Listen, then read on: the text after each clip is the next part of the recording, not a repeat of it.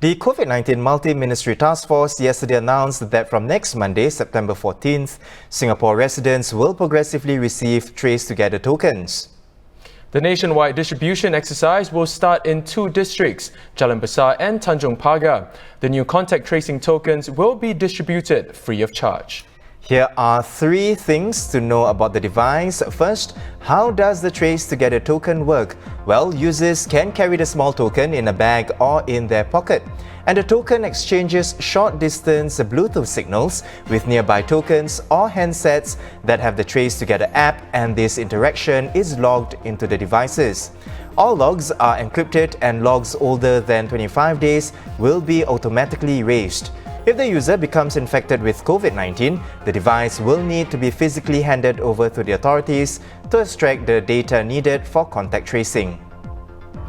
Where and when can I collect my token? Well, collection of the tokens will begin in areas with a higher proportion of seniors since they are more vulnerable to COVID-19. These are the areas where distribution will begin next Monday, including Buona Vista, Potong Pasir and Queenstown. Residents in areas including Bedok and Eunos can collect their tokens from September to October. And from October to November, residents in areas including Bukit Batok and Bukit Panjang can pick up their tokens. The tokens can be collected at the designated community centres or clubs. Now, you will need to present your original identity document with barcode during collection. And you can collect the tokens on behalf of your family members by producing their identity documents. For more information on the collection, you can visit the Token GoWare website. Whom can I contact if I need help with my token? Users who require assistance with their tokens can email to this address or call the hotline on weekdays during office hours. We're pleased to welcome back Professor Teo Yik Ying, Dean of the Swee School of Public Health at the National University of Singapore. Professor, plenty of things brought up in last night's press conference, from the distribution of the Trace Together tokens to resumption of more senior-centric activities to heavier fines for first-time offenders in the F&B sector. What was your biggest takeaway? Thanks for having me again. Actually, it was the overall message that came across that was important. That Singapore is preparing to put in place all these necessary safe management measures at the population level to ensure that many of our activities can carry on safely. So if you look at what was also announced this week around the plans for some of the MICE event, the meetings, incentives, convention, exhibition, I think Singapore is clearly positioning itself to move towards a state of normalcy that will allow our travel, our trade, and our business activities to resume to a much larger extent. And for that to happen, we really need to have in place the measures in the community and in settings that are most susceptible to drive community transmission. And this is really why there was a particular focus last night on the F&B sector, because we know from local global data, this is one of the most common settings for community transmission to happen.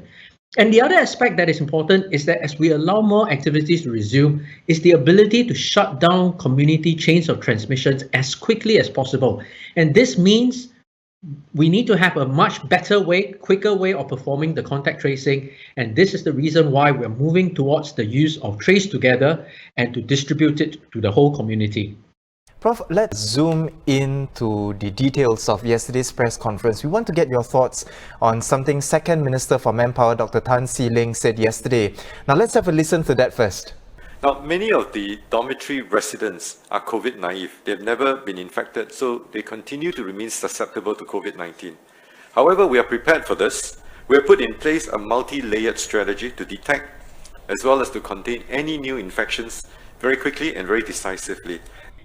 Can you perhaps shed more light on what Dr. Tan has said? Do you agree or disagree with him? So there are 2 aspects here to what Minister have said. First is the extent of spread within the dormitories. Second is the multi-layer measures that have been put in place. So on the first issue regarding the extent of spread in the dormitories, I believe the Ministry of Manpower will have the findings from the test that were performed to clear the dormitories. And based on what we see presently, it does suggest that of the entire population of foreign workers, there is still a substantial proportion of them that remains susceptible to be infected. That is why the second point that Minister said, about the layers of measures to protect everyone in the dormitories is especially important. I would actually classify the measures put in place in the following three manners. The first is around surveillance, and this really includes the fortnightly testing of all the residents in the dormitories, including as well as the wastewater sewage testing.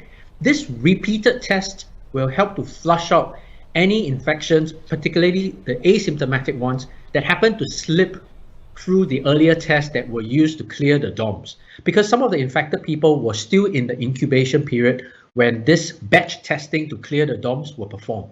The second is really around control, and this includes the contact tracing, identifying who are the exposed workers, the ability to isolate and quarantine them very quickly to protect the rest of the community in the dormitories. The third is around prevention, and this includes the safe management measures that are in place at the work sites, at the dormitories, to really reduce the chance that people will be infected.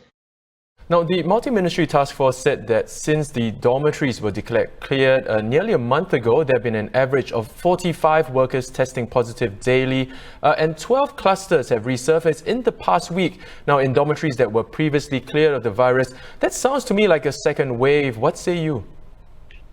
Well, it really depends on what we define as waves of infection. WHO has actually explicitly warned against such classifications, and really it is just a name. I think the reality is we want to stamp out any infections whenever we see them, be it sporadic cases, be it cluster of infection, or be it widespread transmissions that's happening in the dorms. Our strategy remains the same, whether we call it a second wave or whether this is just the tail end of the first wave. Let's look at the other aspect that was brought up yesterday during the press conference as well. Now, just this past weekend, 7 F&B outlets in popular night spots were found not complying with safe distancing measures. Now, each outlet has been fined $1,000. Why is the F&B particularly bending the rules? So let us first reinforce the fact that the setting where people come together for a meal without mask, where there will be the inevitable mealtime conversation, duration of contact is likely to be high since we do take our time to finish the meals. These are exactly the high-risk settings that we know being extremely conducive to spread infections. We talk about the 3 C's. Closed spaces, typically referring to air-conditioned and closed environments, crowded places, and close contact settings. F&B outlets will fulfill 2 to 3 of these 3 C's. And this is the reason why there are very strict rules for the F&B sector. And for this sector, it comes down to a matter of competition. That if the restaurant next door is willing to take the risk and illegally allow groups of more than 5 to make bookings, then customers may actually take the business to this adventurous restaurant instead. And this is why safe management measures have to go beyond just implementation. But there is also the need for enforcement by the authorities and for sanctions to punish those that flout the rules. This way, the playing field becomes more even, and there is instead huge disincentives when trying to test the law. And I think it's important to realize that worldwide, we see sensible governments, including those from Hong Kong, New Zealand, and Australia. They clamp down on the F&B sector as the first layer of control whenever there is a resurgence.